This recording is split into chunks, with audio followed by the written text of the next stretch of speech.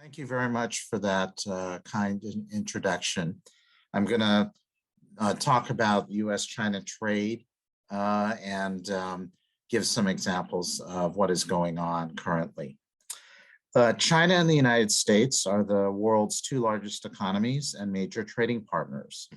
In 2018, trade between both countries amounted to $737 billion in total goods and services. Next slide.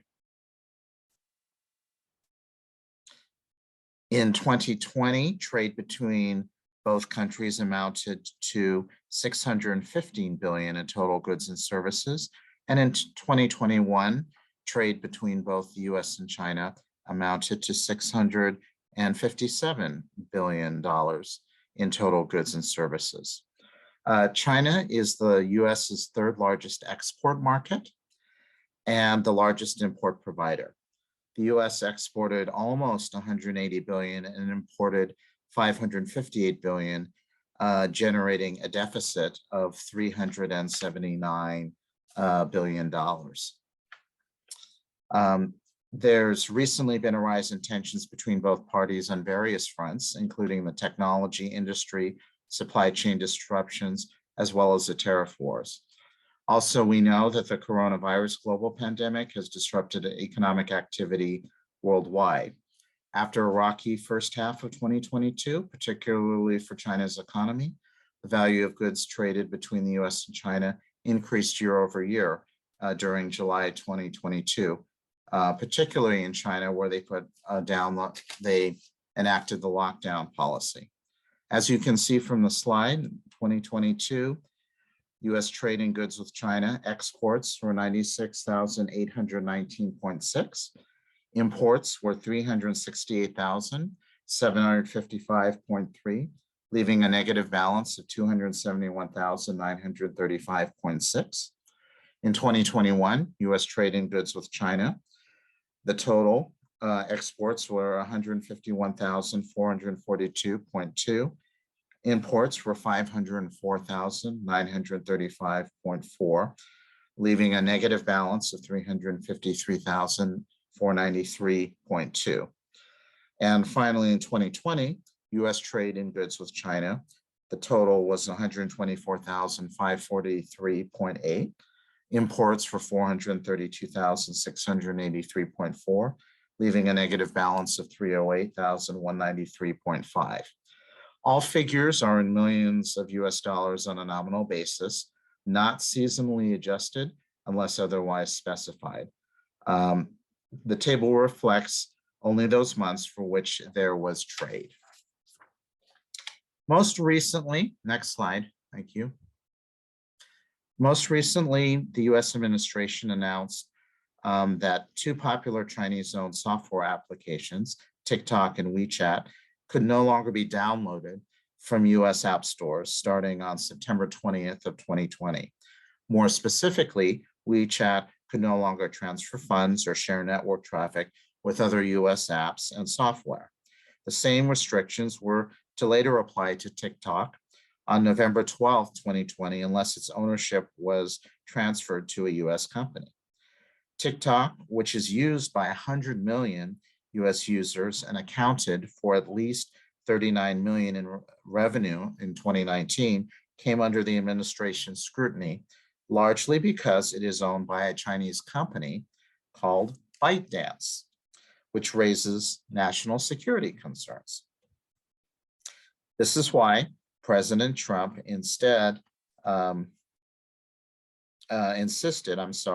that TikTok needed to be sold to a US company.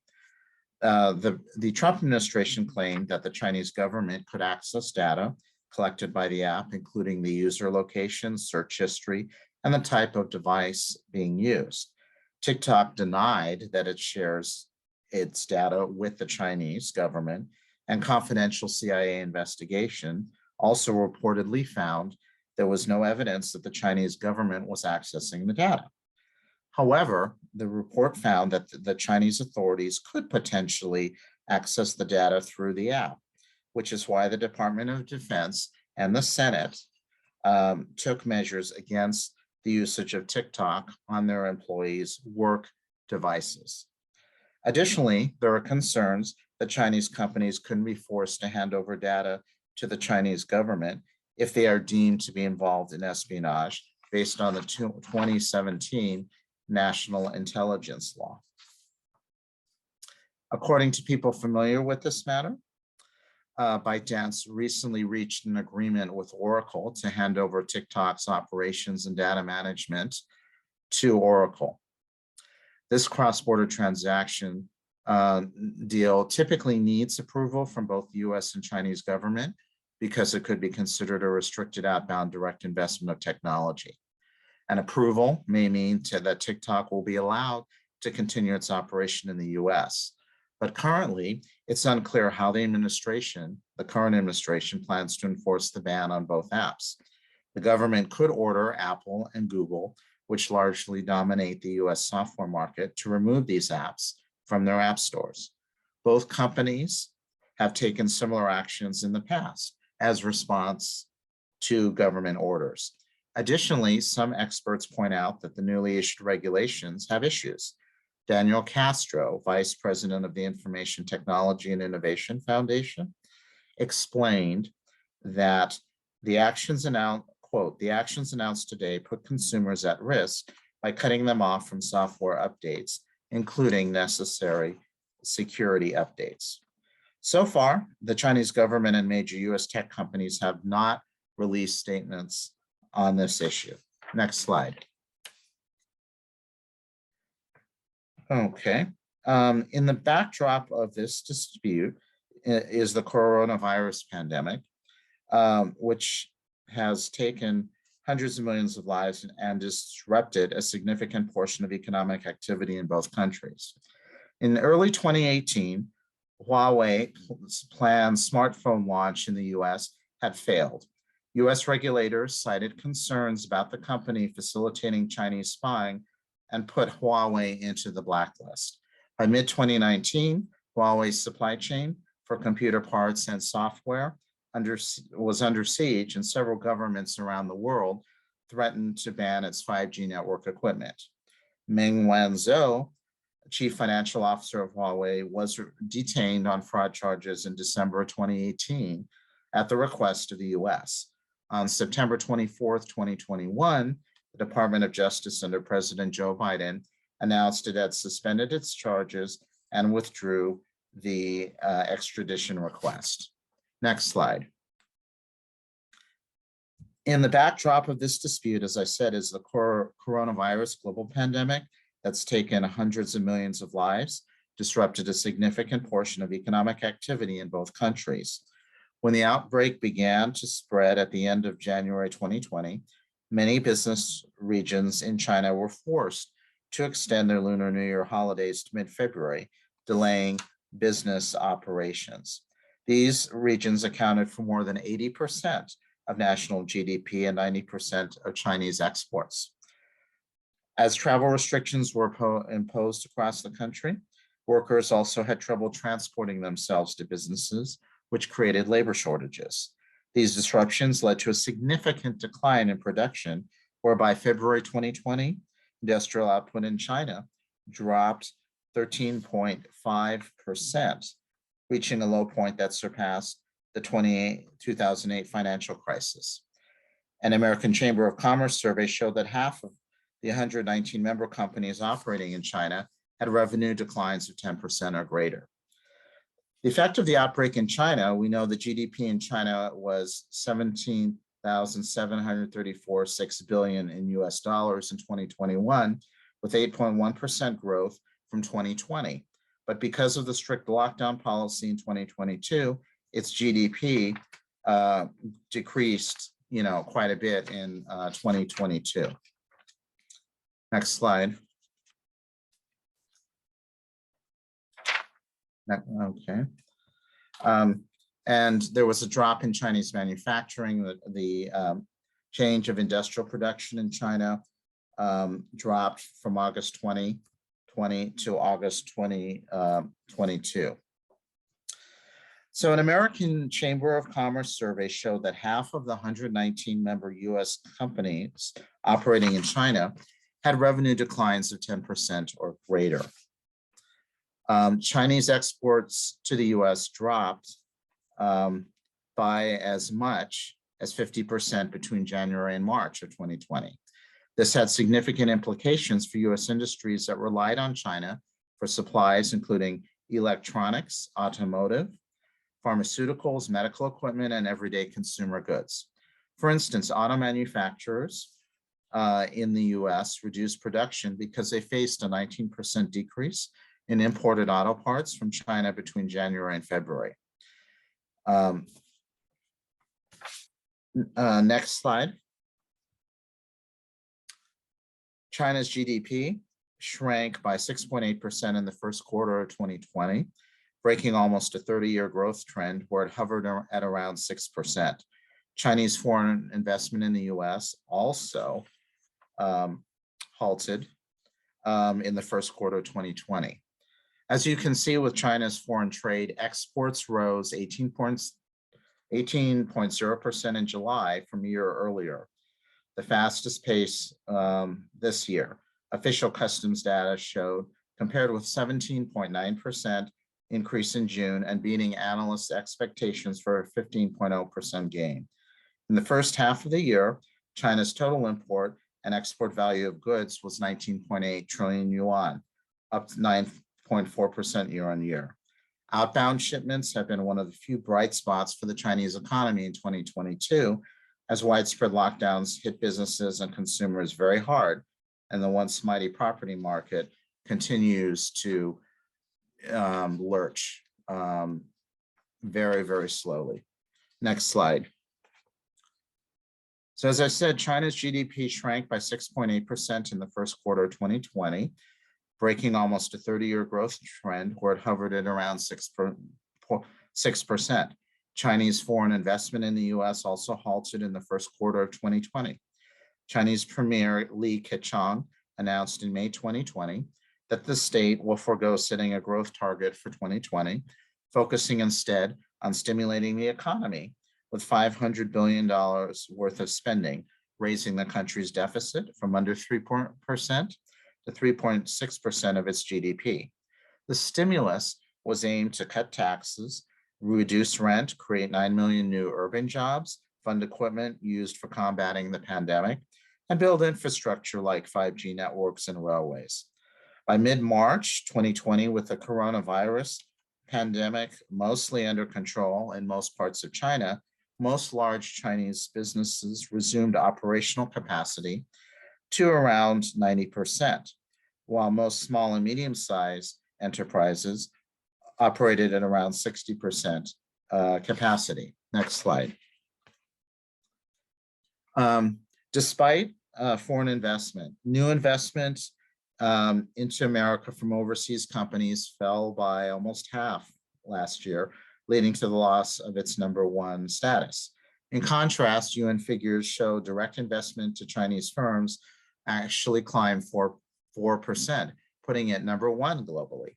China had 160 billion US or 119 billion yuan in inflows in 2020, compared to 134 billion attracted by the United States.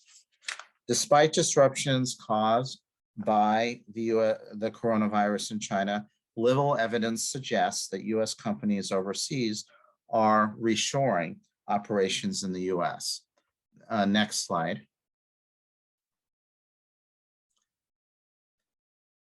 Instead, as textile, footwear, and machinery companies looked for suppliers outside of China during the pandemic, countries like Bangladesh, India, Vietnam, and Indonesia saw an increase in their market share for exports. These recent developments reflect a large trend of the US administration's push to bring jobs back to the country that have led to little success. For example, US manufacturing outputs have remained relatively flat in the past 2 years. Instead, companies operating in China have moved parts of their production to Mexico and Asian countries like Vietnam. which have seen their total imports rise by $44 billion. In instances where manufacturing companies have established themselves in the US, like LG Electronics, they have relied heavily on technology and automation for their operations rather than for US workers. Next slide. In addition, many companies are looking to diversify their supply chains rather than moving operations out of China completely, likely because the country still offers many economic advantages. China has a well-established and easily accessible manufacturing infrastructure, along with a large, flexible, and relatively low-cost workforce. US investors have also been historically attracted to China's appealing business environment.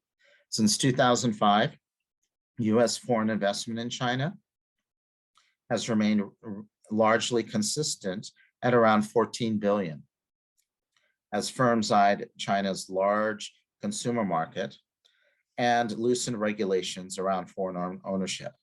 These factors, which have yet to be replicated on the same scale by other countries, continue to encourage US businesses to maintain at least some of their operations in China. So China has a well-established, easily accessible manufacturing infrastructure. It's large, flexible, with low-cost workforce. China's manufacturing output for 2021 was 4,865.82 billion, a 26.04% increase from 2020. Next slide. And you can see the China manufacturing output from 2004 to 2022. Next slide. Ongoing tensions. The rise in political tensions during the pandemic has dimmed hopes for US-China cooperation in the future. For instance, the US has accused China of developing the virus in a laboratory and for hiding the severity of the outbreak. However, the reluctance of US businesses to return to the country means that the US and China will likely remain important trading partners. Economic advancement is a key area where both actors have shared interest in maintaining their economic dominance in the global market. During previous global crises, like the 2008 financial crisis, the G20 countries, which included both countries, the US and China, they were able to coordinate their fiscal policies to avoid a more disastrous economic meltdown. The coronavirus presents a similar challenge that may open up the possibility for similar forms of cooperation, excuse me. And we know China dominates 5G networks, and President Joe Biden has largely maintained his predecessor's approach, that's Trump's approach to trade with China. Tariffs on Chinese goods and US export controls remain in place. Next slide. Okay. As I said, the coronavirus presents a similar challenge that may open up the possibility for similar forms of cooperation. Although it's difficult to determine the exact trade relationship that will unfold between the US and China, there are opportunities for economic partnerships. Instead of focusing on reshoring US companies, the US should focus on purchasing and building national stockpiles of essential supplies, such as medical equipment. This will likely include facilitating purchases with China, which exported more respirators, surgical masks, medical goggles, and protective garments than the rest of the world, even before the pandemic, and has now ramped up production even more to meet demands created by the pandemic. This approach would allow the US to prioritize national security while also benefiting from global production efficiency. Another immediate area where both actors can strengthen cooperation is adhering to the Phase 1 trade deal. This deal was established in January of 2020 following an 18-month trade war involving a back and forth exchange of tariffs on almost 620 billion of goods. Beginning in 2018, President Trump cited China's unfair trading practices and the need to protect American jobs as justification for imposing numerous rounds of tariffs on China. Next slide. The trade war background. The trade war began with the US imposing a 25% tariff on 50 billion in goods such as steel, aluminum, semiconductors, plastics, and chemicals. China also retaliated with a 25% tariff on goods, including agricultural products like soybeans, automobiles, chemicals, coal, fuel, and medical equipment. This followed a 10% tariff from the US on 200 billion of Chinese goods, while China retaliated with a 10% tariff on 60 billion of American goods. Next slide. The US also included a list of 44 Chinese entities that required export controls because they posed a significant risk to national security. In December 2018, at the G20 summit in Buenos Aires, both sides agreed to a 90-day truce on the tariff war to conduct negotiations. In this temporary truce, the US agreed to pause increasing its 10% tariff to 25%, while China agreed to purchase more US goods, and it later did by ordering 1.5 million tons of soybeans. The truce comes after multiple rounds of sporadic communication between both sides that were ultimately unsuccessful. In January 2020, both sides met in Beijing to discuss trade and structural issues, such as forced technology transfers, intellectual property protection, and other trade barriers. Trade talks and temporary tariff suspensions lasted for 5 months, and while officials on both sides signaled promising progress, the countries were unable to reach a deal. Amidst talks, President Trump also threatened to impose new tariffs on around 300 billion worth of Chinese goods, which would cover the remaining Chinese goods that were not already affected by the tariffs. In May of 2019, the US resumed the trade war by increasing the tariffs on 200 billion of Chinese goods to 25% from 10%. Additionally, the US banned companies from selling components to Chinese telecommunication giant Huawei without government approval. China later responded by increasing tariffs at various levels on 60 billion worth of consumer goods, such as pork, vegetables, and refrigerators. China also launched an investigation into FedEx for diverting packages bound for China to the United States. It also established a list of US goods that were exempt from US tariffs. Next slide.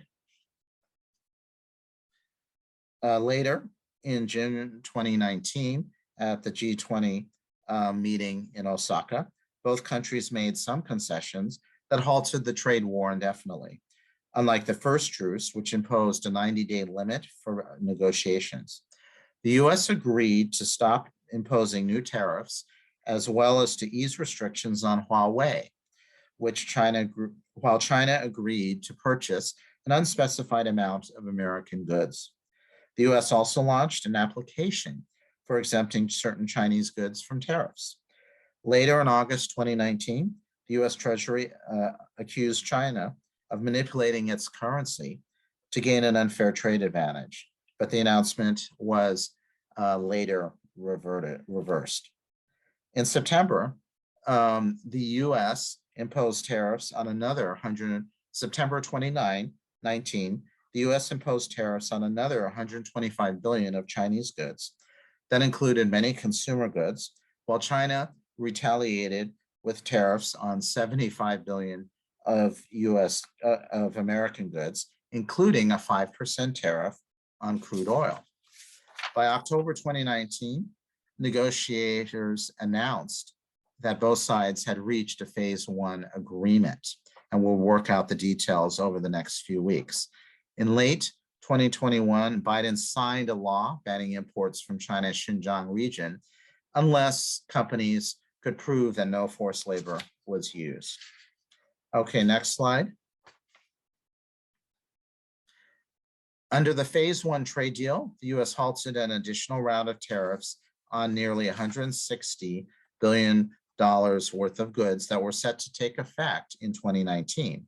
China also agreed to increase American goods and services purchases by $200 billion by 2021. This included $78 billion of manufactured goods, $54 billion in energy, $32 billion in agricultural products, and $38 billion in services. The deal also lowered tariffs for $120 billion of Chinese goods to 7.5%, but a 25% tariff that was imposed earlier on $250 billion of Chinese goods remained unchanged.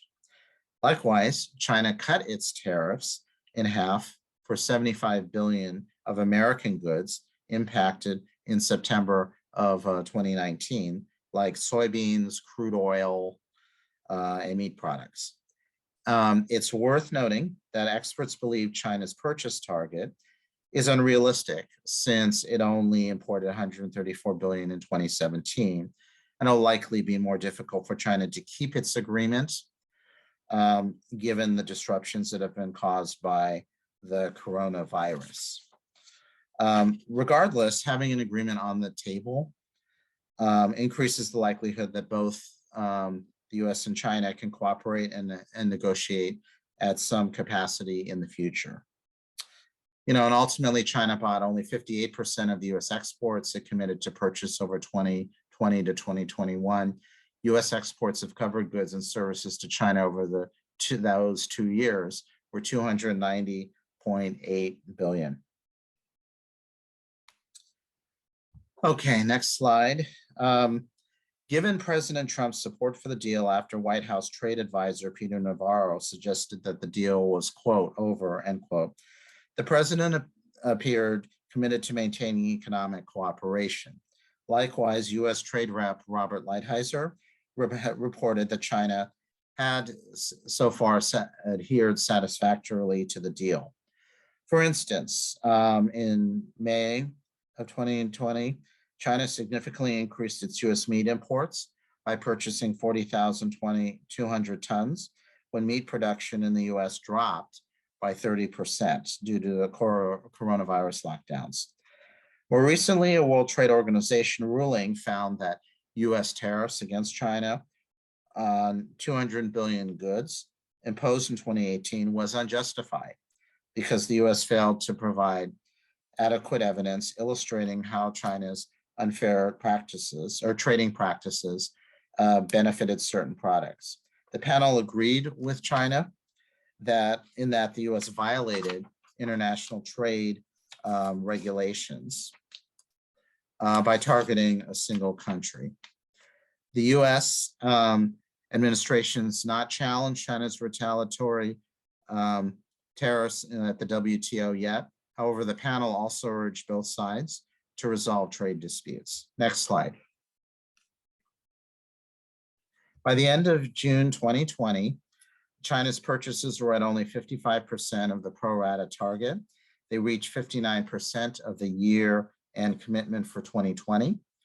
China was never able to catch up as the agreement was backloaded with additional purchase commitments for 2021 that were more than 60% higher than 2020. And as you'll see on the charts, US goods and services exports to China in 2020 to 2021 fell well short of phase one commitments. And China fell behind at the start and brought none of the additional 200 billion of US exports it had committed to under phase one. What to avoid? Next slide, please. However, one action that the US should avoid in its relationship with China is to ramp up tariffs in the future. Contrary to his support for the deal, President Trump also hinted at a possibility of imposing new tariffs on China, another move that points to the ongoing tensions between the two powers, US and China. Resuming the trade war would raise costs for US businesses, creating a self-destructive situation as the economy tries to recover. In the first quarter of 2020 alone, US GDP fell 4.8%, and unemployment had jumped to 10.4%. Likewise, it would hurt the Chinese economy, which is already suffering from decreased global demand and domestic consumption.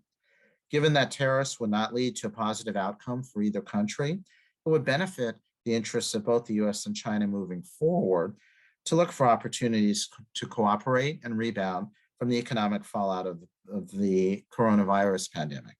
This can extend beyond business transactions, such as prioritizing collaborative vaccine research and its eventual distribution, which should be a step towards stabilizing both economies and the global market. Next slide. Okay, world economic recession. The United States has sounded off that the world is, quote, on the edge of a recession, end quote, and developing nations like those in Asia could bear the brunt of it. A global showdown could potentially inflict worse damage than the financial crisis in 2008 and the coronavirus pandemic shock in 2020. This was warned by the UNCTAD in its Trade and Development Report in 2022. You have to also look at supply chain challenges and rising uncertainty. Okay, next slide. World economies are struggling with rising employment. We look at the yearly unemployment rate change from 2019 to 2020. Japan went from 2.4% to 3%. Germany, 3.2% to 3.9%. United Kingdom from 3.8% to 4.8%. Canada, 5.7% to 7.5%. France from 8.5% to 10.4%. Italy, 10% to 12.7%. United States, 3.7% to 10.4%. And this is from the IMF in June of 2020. Okay, next slide. There was also a huge drop in consumption, focusing on shoppers. The annual percentage change in June 14th to 20th. China, minus 32%. Japan, minus 37%. Germany, minus 49%. France, minus 50%. United States, minus 52%. Canada, minus 72%. United Kingdom, minus 78%. Mexico, minus 80%. This is according to Shopper Track on June 29th, 2020. So that concludes my presentation. I'm happy to take any questions and feedback.